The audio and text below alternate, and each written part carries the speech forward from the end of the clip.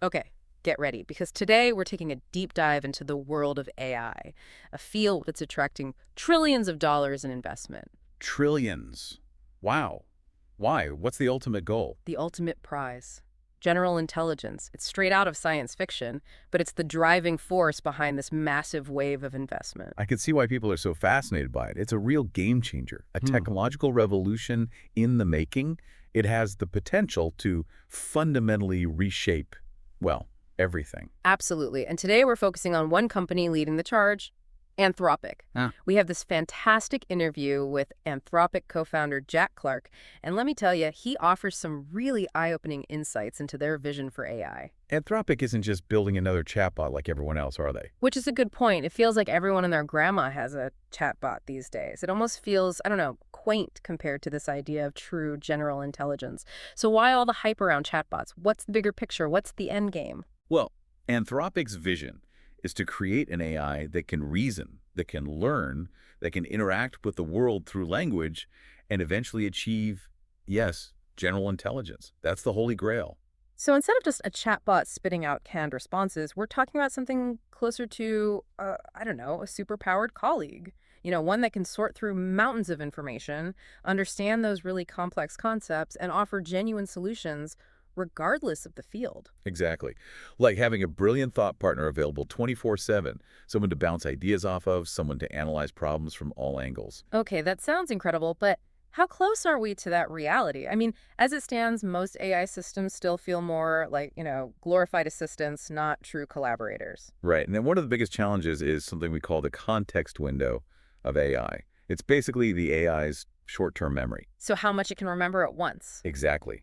Current systems can only process and recall a limited amount of information at any given time. So it's like trying to have a deep, meaningful conversation with someone who can only remember the last couple of sentences. Pretty much. And this limited context window is a huge bottleneck because it restricts the AI's ability to reason over longer stretches of text or time. And that's critical for more complex tasks, like, say, writing a compelling legal argument or navigating the nuances of a negotiation. That makes sense. And then there's this issue of what we call agency in AI. Right now, we have to spoon feed AI systems with tasks, give them step-by-step instructions. It's not like they can wake up one morning and decide to research a new topic or connect the dots between different pieces of information on their own. Exactly. And that's a major difference between where AI is now and true general intelligence. A great example of this is something that Jack Clark actually mentioned in the interview. He was talking about researching EU AI policy. He said a future AI could not only go through all of the policy documents, but it could actually think critically. It could ask clarifying questions. It could even recognize and understand those subtle connections to seemingly unrelated areas, like, say, how China's approach to AI regulation might influence the EU. Wow, so it's not just about processing information, it's about understanding the implications, the nuances, even the stuff that isn't directly stated. It's like reading between the lines, which requires, real world understanding and experience. Exactly. And that's the ability, that understanding, that reasoning about the world like a human. That's what we're still striving for. So I'm sure some of our listeners are thinking, well, can't we just build a bigger AI, one with more memory, more processing power, just throw more data at the problem and see what happens? If only it were that simple. It's not just about how much data we can store, it's about how effectively the AI can use and learn from that data. We need AI to develop a more complex, I'd say, a more nuanced understanding of the world, and that requires more than just memorizing a bunch of facts. We need AI to interact with databases, learn from real-world experiences, and ultimately develop its own form of long-term memory. Okay, so how do we teach an AI to do that? It's not like we can send it to school. That's where things get really interesting. Anthropic is exploring some really cutting-edge approaches. One is something they call tool use. Tool use, so like giving the AI a hammer and nails. Not quite, although I like where your head's at. Think about it like this. Imagine your research assistant. Right now, they can analyze reports, pull together summaries, that sort of thing. But what if they could also access information from external sources, like financial databases, market research, you name it? So basically giving them the tools to do their own research. Exactly. That's tool use in AI. Giving the AI access to external databases and tools, essentially allowing it to do its own investigating. So the AI could be like piecing together information from all these different sources, kind of like a detective, to build a more complete picture. You got it. And they're also experimenting with something called long-running interactions. Long-running interactions. What's that? Basically, it's about helping AI develop a better understanding of context and continuity. Think about how we learn in conversations. We build upon previous points, we reference shared experiences.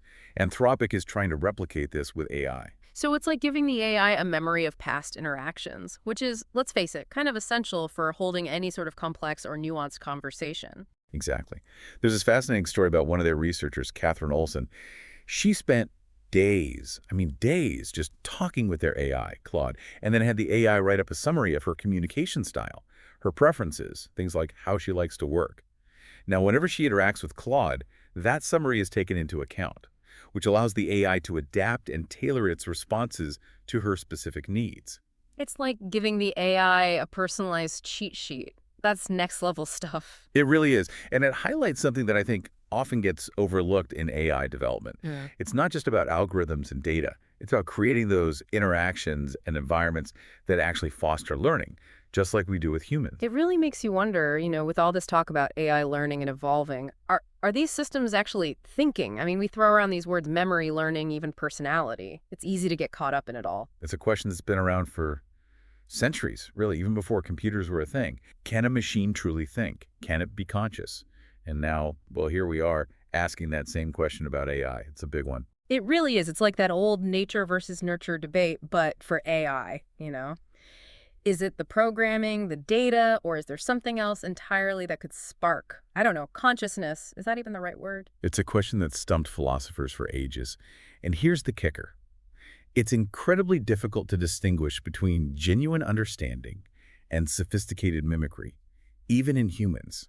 I mean, think about it. How can you be absolutely certain that someone really gets a complex concept versus just being really good at, like, paraphrasing information they've memorized? It goes back to that question of consciousness, and we're a long way from a definitive answer, both for ourselves and for the AI we create. So given that even defining consciousness is a challenge, how is a company like Anthropic approaching this? Are they diving into the philosophical weeds here, or are they sticking to more practical applications? They're tackling it head on, but in a way that might surprise you. They're focusing on a research area they call mechanistic interpretability. Okay, mechanistic interpretability. That sounds pretty intense. Break that down for me. What does that even mean? It sounds way more complicated than it is.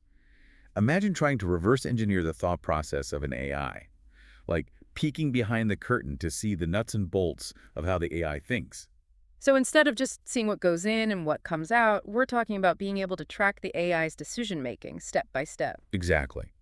They're developing techniques to look inside these insanely complex neural networks. Those are the building blocks of AI, by the way, and trace the pathways that lead to a specific output. Imagine like having a window into the AI's thought process. You could see not just what it's thinking, but how it got there. It'd be like a debugging tool for the AI's brain. Okay, that's kind of blowing my mind right now. But why is this so important? What's the practical application here? Well, for one, it's essential for understanding AI creativity, which is a hot topic these days. Right. AI-generated art, music, even writing, it's everywhere you look. Exactly. And that raises some interesting questions. When an AI creates something we see as original, is it truly expressing creativity? Or is it just skillfully remixing everything it's learned from its massive data sets? It kind of makes you question the very definition of creativity, doesn't it? Like, if an AI writes a symphony that moves you to tears, does it really matter how it got there? Now, that's a philosophical debate for the ages. Yeah. But let's bring things back down to earth for a minute, because as fascinating as AI creativity is, there are some very real and practical concerns about AI that we need to address. Things like hallucinations. Ah, yes, AI hallucinations. Yeah. We've all heard those stories about chatbots going off the rails and just making stuff up, often with total confidence. It's funny at first, but then you realize the potential implications, and it's a little unsettling. It's a serious concern, for sure, especially we integrate AI into more and more aspects of our lives. We need to be able to trust that these systems are, being truthful, and that's something Anthropic is working on directly. They're training their AI models to be more aware of their own limitations, to know when they're not sure about something. So instead of just confidently spitting out a totally made-up answer, the AI would say something like, "I'm not sure," or "I need more information," that kind of thing. Exactly. It's about building in those mechanisms for AI to express uncertainty, to flag potential inaccuracies. Because ultimately, trust is essential if we're going to embrace AI as a society. Absolutely. So speaking of trust and information, what about giving AI access to the mother lode of information, the internet? Right now, most AI is trained on these massive but still finite text data sets. But imagine connecting them to the vast, constantly updating knowledge base of the internet. Wouldn't that be a total game changer? That's the holy grail, no doubt.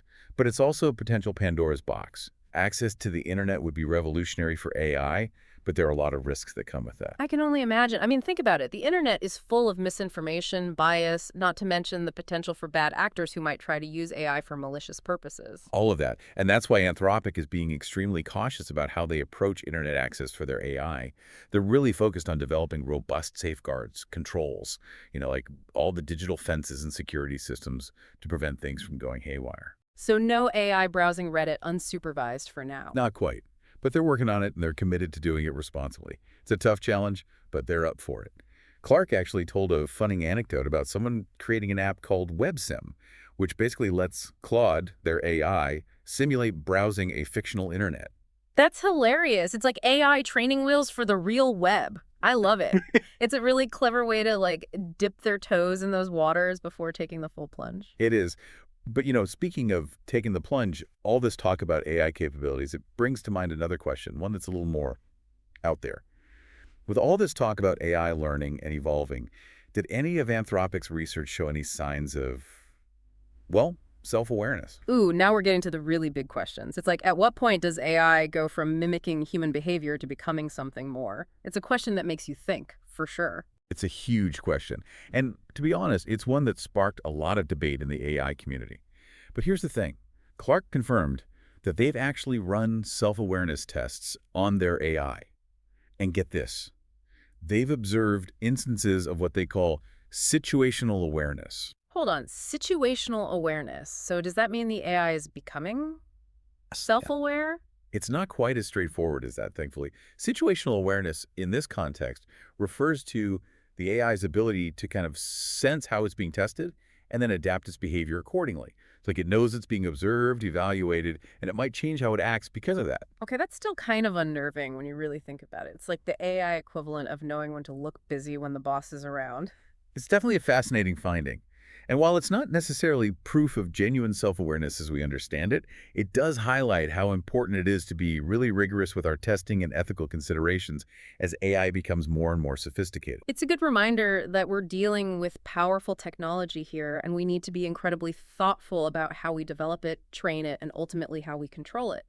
Because if we're not careful, well, let's just say some of those sci-fi scenarios might not be so far-fetched after all. It's a brave new world out there, that's for sure.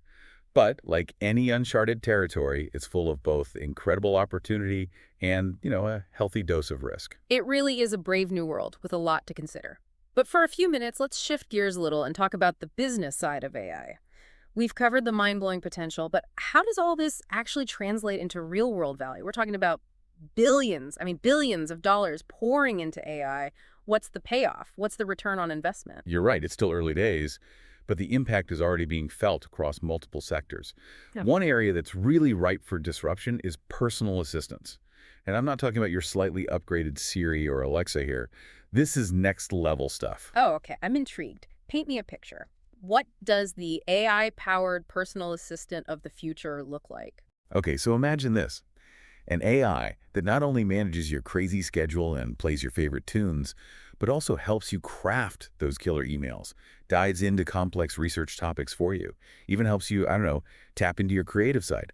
And it's all personalized, adapts to how you work best. Wow, so it's like having a whole team of experts at your beck and call, 24/7. Sign me up.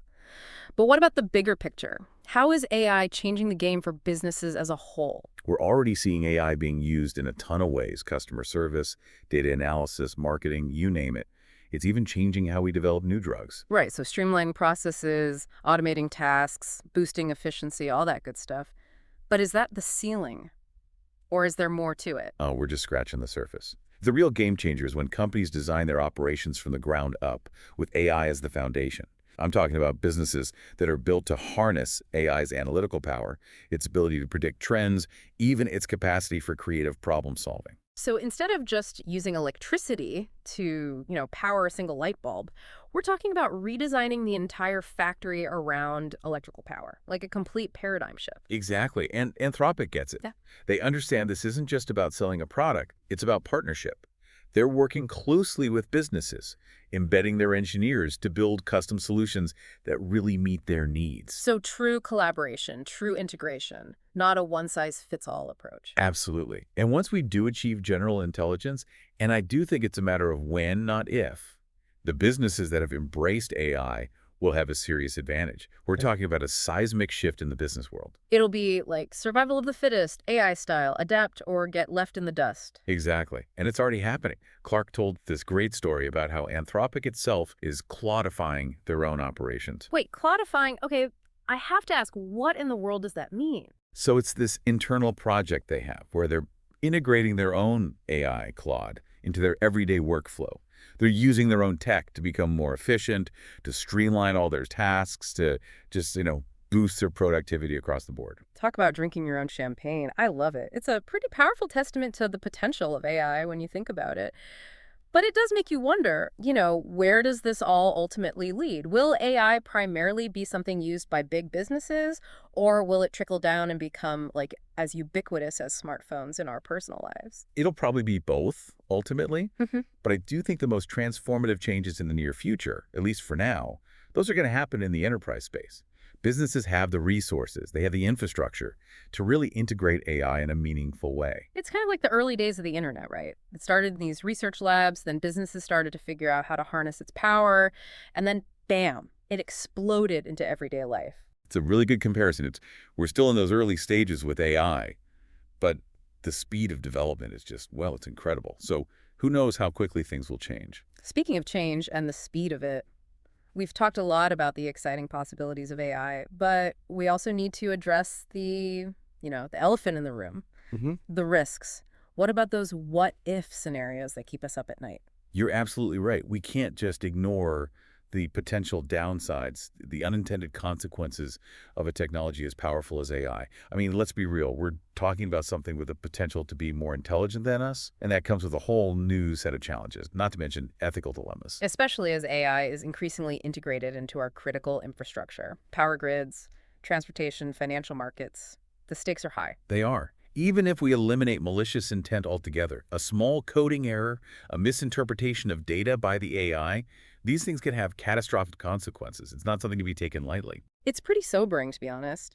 It feels like we're handing over the reins to systems we don't fully understand, which is why this whole conversation about regulation is so crucial. How do we make sure that AI is developed and used responsibly? Where do we even begin to draw the line? These are huge questions. You said it, and there's no easy answer, no one-size-fits-all solution. There's this constant back and forth. Will regulation stifle innovation? Or is it absolutely essential to protect us from potential harm? It's a really tough balancing act. So where does Anthropic stand in all of this? They seem to be big proponents of transparency, but also really aware of the potential pitfalls. Exactly. They're advocating for a balanced approach. Hmm. Making research open source, making information accessible, but also establishing safeguards, particularly for the most powerful AI systems. It's about transparency and accountability, but also recognizing that there are risks that need to be mitigated. So it's like with any powerful new technology, right? We don't just unleash it on the world without really thinking through the consequences. We need to understand how it works, how to control it, how to minimize those risks before we make it widely available. That's a good analogy. And that's what Anthropic is urging. Due diligence, careful consideration, and a whole lot of testing before we unleash these powerful AI systems on the world, especially when you're talking about applications with national security implications or the potential for really widespread societal impact. Because with great power comes great responsibility, right? And Yeah. that's never been truer than it is with AI. It's fascinating, but it's also a little bit terrifying. If AI can already influence our opinions, our beliefs, imagine the impact it will have as it becomes even more powerful. It's a question we all need to be asking ourselves. You're absolutely right. And for those of you listening who are as fascinated by this topic as we are, we encourage you to check out Claude, Anthropic's AI, and maybe subscribe to Jack Clark's newsletter, Import AI. It's called Import AI. He offers some incredibly insightful commentary on the world of AI. It's definitely a topic that's not going away anytime soon. So until next time, keep those minds curious.